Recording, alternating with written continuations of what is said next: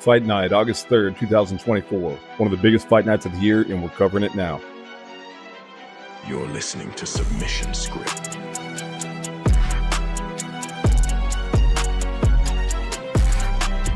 Before we begin, ground and pound the subscribe button and comment your round and method prediction for August 3rd fight, and we'll give you a shout out on the next bet boost if you nailed it. Some say this fight night is a better card than Riyadh Noche UFC. Here's the lineup. Joel Alvarez versus Elves Brener.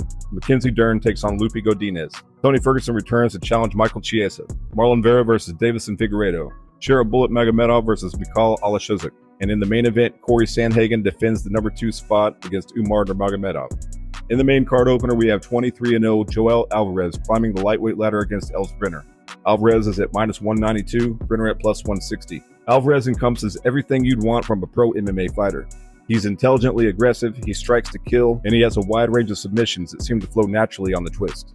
He's finished every fight he's won, 17 by submission and 3 by TKO knockout.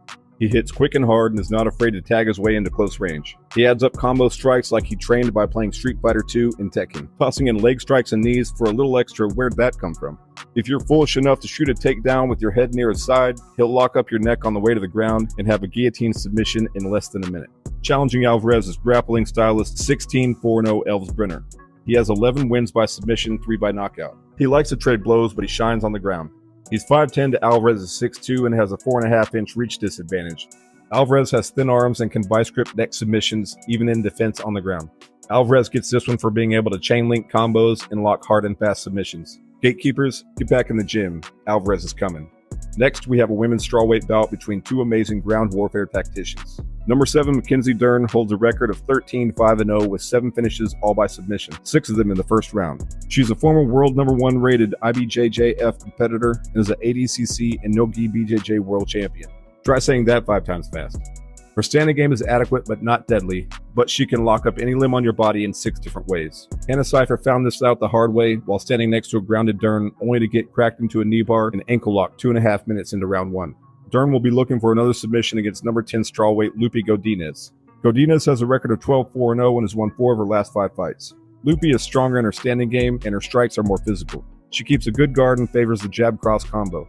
We're expecting Dern to be wise and shoot the takedown early. If Loopy welcomes the takedown, Dern will outskill Godinez for a win.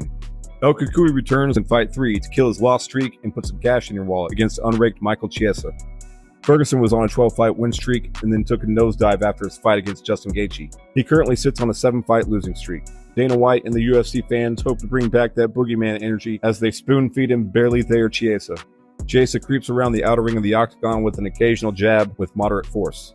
Chiesa's ground game is okay, but he tends to forget when he's got his opponent in the submission lock. And let's go before the tap, as can be seen multiple times in his fight against Vicente Luque.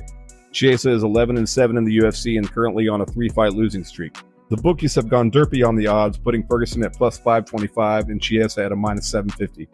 Ferguson should pick apart Chiesa relatively easily. If you have the stones to drop a large stack on a +525 underdog, we recommend doing so and taking the wife and kids out for a celebration dinner with the winnings.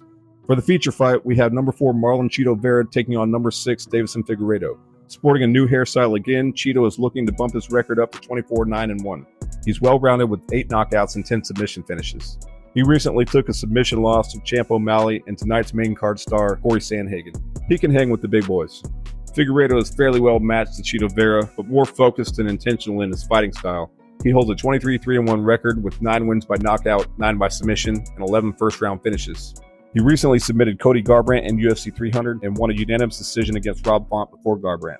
Cheeto is at a +124 and Figgy's at -148. We think Figueredo will bring the more intelligent fight and technique his way to a decision win. The co-main event brings undefeated Shara Magomedov back into play against 19-8-0 Aliskerov. Shara is perhaps one of the most prolific kickers in the sport. Sometimes he forgets he has arms. His head kicks have KO'd multiple opponents and he moves quickly around the ring. Because his primary weapon is his feet, he can keep out of striking distance and avoid takedowns fairly easily.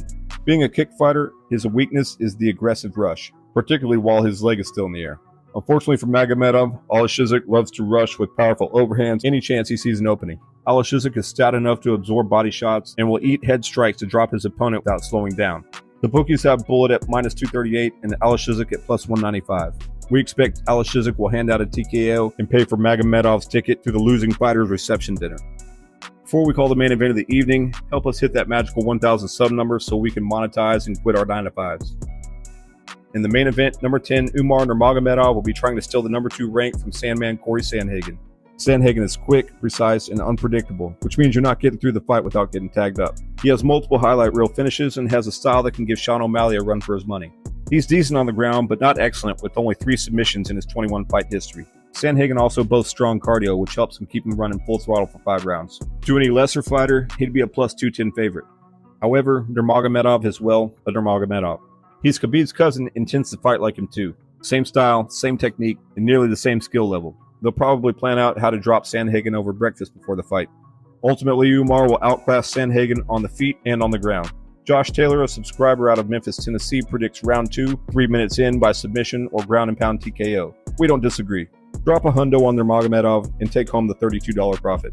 We'll do a fight night recap this weekend and set up PFL semifinals week 2 next week. Till then, train hard, fight hard, never tap out.